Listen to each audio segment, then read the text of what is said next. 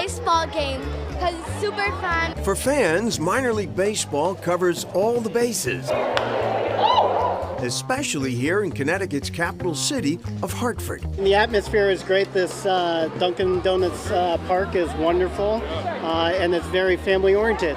The Hartford Yard Goats draw big and enthusiastic crowds, says General Manager Mike Abramson. It's really accessible. It's accessible financially, it's accessible physically, it's easy to park, it's easy to get in and out. And all over the country, minor league baseball is in your backyard. On this night, the Yard Goats are playing the New Hampshire Fisher Cats.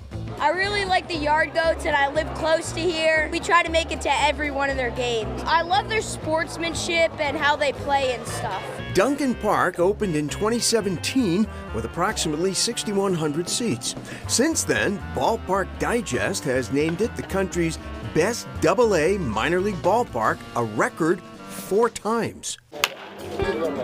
First baseman and outfielder Zach Kokoska joined the Yard Goats for the 2024 season. They're really good at just making it really fun here in Hartford for the fans. It's more of an interactive experience in the minor leagues, and I think the fans really like that. In fact, they swarm the team's mascots, Chompers and Choo Choo, says Abramson. So they're goats.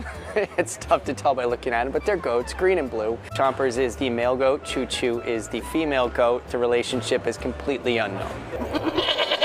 Turns out a Yard Goat has nothing to do with animals and everything to do with Connecticut's historic railroads. A Yard Goat is kind of like the caboose. It's the hardest working little train. You know, it's the thing that pulls the big trains around and never gets the recognition. Maybe that's because this city of 120,000 residents is sometimes overshadowed by New York and Boston, but Hartford is celebrated by locals for its welcoming vibe.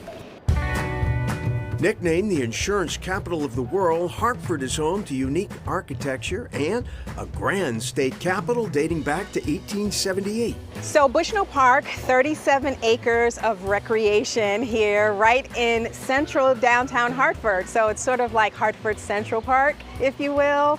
And it's the place for office workers, for afternoon strolls, for family picnics. Naisha McCauley is Bushnell Park's conservancy manager. What I love about Hartford is its walkability. You know, we are like 18 square miles. You really can travel through downtown in really a short walk. And that makes it sort of a charming town / big city. Bushnell Park is home to the Soldiers and Sailors Memorial Arch, which honors 4,000 Hartford residents who fought in the Civil War. Hartford is home to one of the oldest carousels in the United States. It's actually built in 1914. Came here in 1974 from Ohio, from an enthusiastic volunteer who felt that Hartford needed something downtown, and it's only $2 a ride. Other historic attractions include the Harriet Beecher Stowe Center. Stowe wrote the anti-slavery novel Uncle Tom's Cabin, published in 1852. She lived in this house until her death in 1896. She lived here with her 2 adult twin daughters who never married, as well as her husband. Probably about 90% of the objects in the house are either Stowe's or in the Stowe direct family. The house is open for tours, says the Stowe Center's Kat White and Erica Slocum. Uncle Tom's Cabin was a blockbuster in its day, a type of protest literature that made an impact, says Slocum. She brings that awareness to people who otherwise wouldn't have fully understood or had any kind of thought about the plight and experience of Black people in this country. And in West Hartford, a place of respite since 1897, the 100-acre Elizabeth Park Conservancy is a public park owned by the city. The park's Helen S. Kamon Rose Garden opened in 1904. It's the oldest public rose garden in America.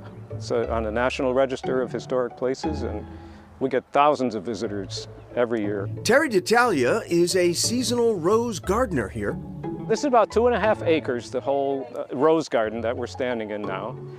And we have about 475 rose beds, maybe 800 different varieties of roses. The rose garden is resplendent in summer and fall, while the perennial garden blooms until the first frost. The perennial garden is very exciting this year. It's just been redesigned and replanted. It is gorgeous. It's also a place of so many memories for so many people who live in this area or who have moved away and come back. People just love this place. It's in everybody's hearts. Beautiful. And back to downtown Hartford, the city is home to many restaurants and eating halls, and there are constant festivals in Bushnell Park during the summer. Families come to ride the carousel and also climb the 96 steps to the top of the Soldiers and Sailors Memorial Arch for an aerial view of the city. As for the Yard Goats, they're doing pretty well this year. They're second in their division.